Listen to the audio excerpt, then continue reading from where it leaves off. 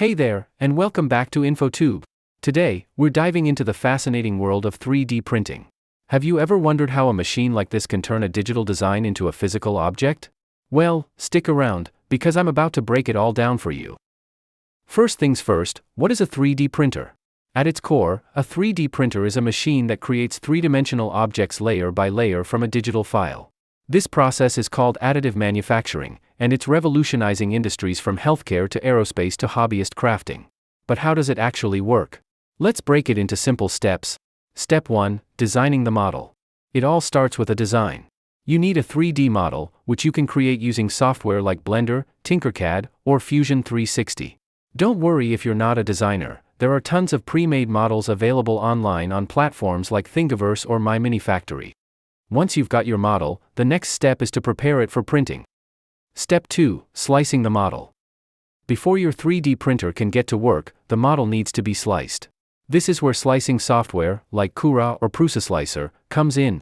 The slicer takes your 3D model and breaks it into thin horizontal layers, generating a file called G-code. This file tells the printer exactly how to move and where to deposit material. Step 3. Printing the model. Now comes the fun part, printing. 3D printers use a variety of techniques, but the most common type for hobbyists is called fused deposition modeling, or FDM.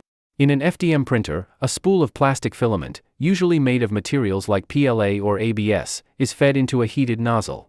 The nozzle melts the plastic and deposits it onto the print bed layer by layer.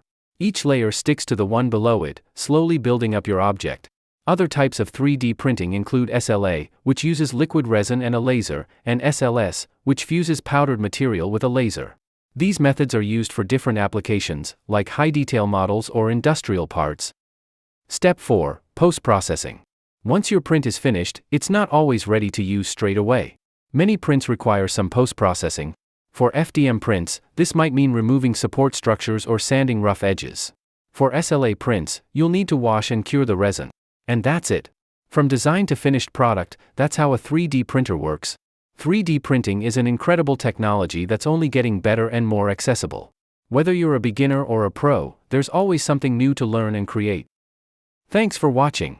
If you found this video helpful, don't forget to like, subscribe, and hit that notification bell so you don't miss any of our future content.